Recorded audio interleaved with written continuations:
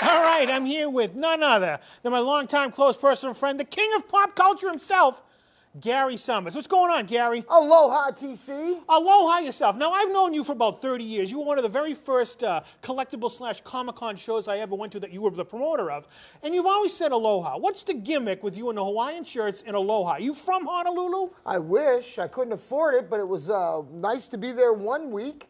Now, I never really was from Hawaii, but the first time I did that television show, Antiques Roadshow, you ever seen Antiques Roadshow? That's where we found a colonel at the end of the couch. He was definitely an antique. Yeah, we have to appraise that pretty high. Yeah. I mean, really high. Right. But the Antiques Roadshow was an interesting show if you've never seen it. Thousands of people wait in line for hours and hours to spend 3 minutes with me. I'm like a ride at Disney World. Really? Yeah, and so I would give my valuation. So the first time I got to do the show, they send you this booklet that says, wear your best business dress. So I went in a brand new Hawaiian shirt. I mean, I didn't know better. I showed up and everybody's in suits and the women are in fancy clothes and I'm there in a Hawaiian shirt. I said to the producer, I says, do you want me to wear a sport coat or something? She says, no, honey, don't worry about it. You ain't going to make it on TV anyway. But anyway, the first thing that came in was a Frank Zappa oil painting. And I thought, wow, that's great. Pitched it, went on TV with it, appraised it. And the next day, USA Today ran a full color picture of me with the painting, with the headline, "You're only in it for the money." And of course, they let me wear the Hawaiian shirts after that, and everyone just assumed I'm from Hawaii, so I say aloha. And that's your gimmick right there. So anybody It's not a gimmick, it's a good racket. Same thing, racket, gimmick in my dictionary there. Unbelievable. But getting back, you are the king of pop culture. Now, for those of the people out there who just woke up out of a coma from 1,000 years, what exactly is the king of pop culture? Well, I know the value of 100,000 useless objects. Really? All related to popular culture. Popular culture is anything popular with the culture. There you go. And it has to be somewhat cultural, so that's why sports really doesn't fit in.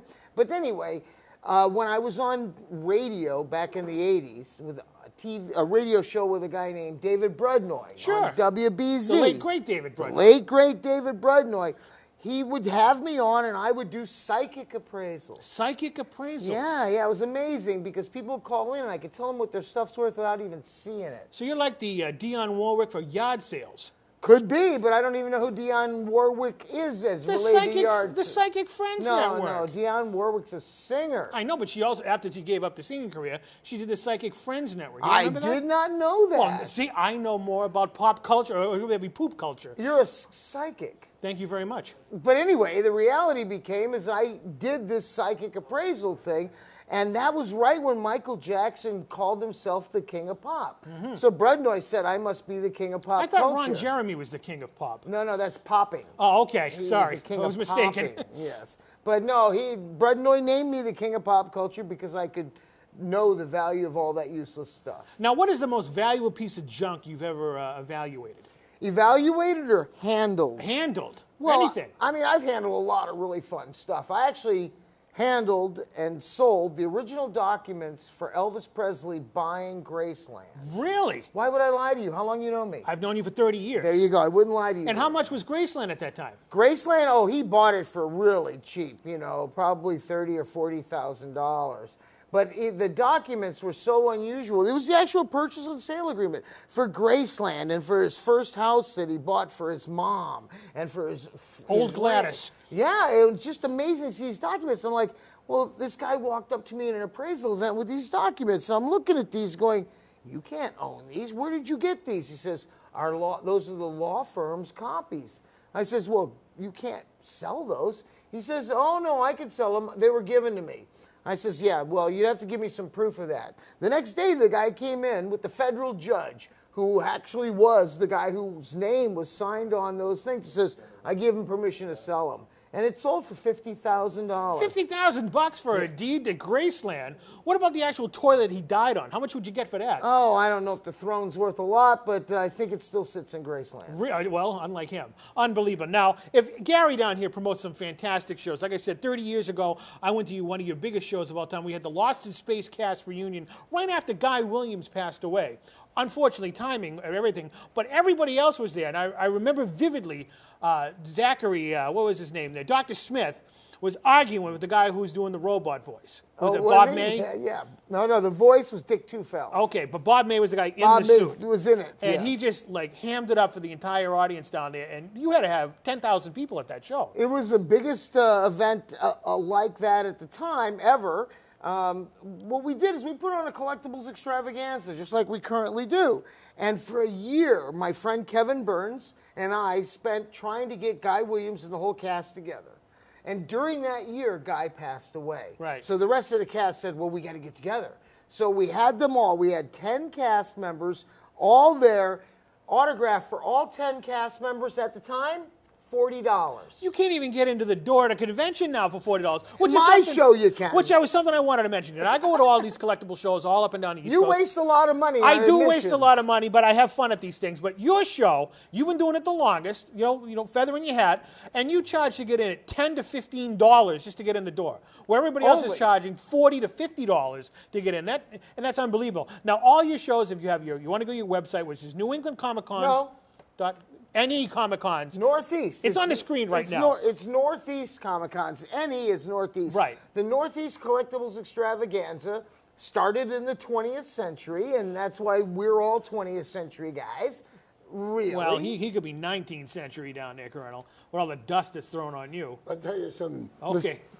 Mr. Sohmers runs one of the best conventions around, though. You know why you're saying that? Because he gave you a free pass. That's why. Who you kidding? No, all kidding aside, Gary. He's been our guest at our shows many times. Gary is the P.T. Bonham of collectible showcases. I take that as a compliment. Unbelievable. Like I said, NortheastComicCons.com. Right on the We screen. have shows in Boxborough, Massachusetts. Now, I love this hotel in Boxborough, Massachusetts. We have shows. We mix it up. It's comics, comic books, but comics comedians. We have live music. We have a lot of great collectibles and artists. And so the reality is our motto is guaranteed, not boring, and free parking. And where do you ever find both? No, that's a big thing. When I bring the limousine down to these shows, I can't find any parking spaces. I have a helicopter spot for you. You do? Absolutely. It's got your name on it. Really? Yeah, from above you can see it says TC. You know, Gary, you just make these deals. You're unbelievable down there. Now, I understand that we have had the offer now. We're not going to be able to do it at your upcoming show because as we tape this, it's only a couple weeks away. But in the springtime, you have two shows, one in the fall or early winter. We have St. Patrick's Day and we have Thanksgiving. There you go. If you're near one of those two, go to our website because you will find some fun. And unbelievable, we're going to be at the St. Patrick's Day show. Me and the Colonel are going to have a table down there, meeting and greeting the fans from all over the country down there, signing free autographs. We ain't charging. Shaking babies, kissing hands. Yeah, we're not running for office, but you know, he actually almost did win office one time in the great city of Revere. It was a three-way race, and he actually beat the incumbent, but still lost.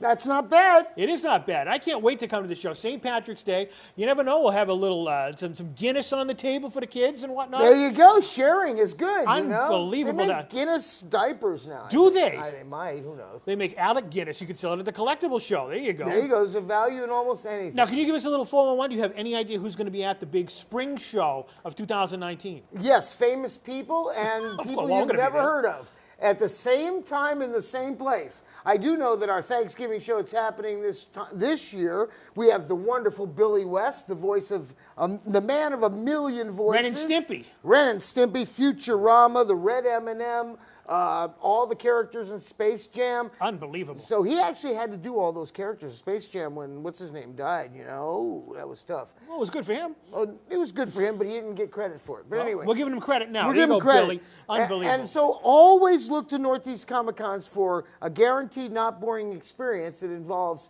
careers in the creative arts, because one of our most important aspects is we try and show the next generation that there are careers in the creative arts that pay better than working for an insurance company or at a gas station or selling cigarettes at a convenience store. I'm saying all those are good jobs, all good jobs.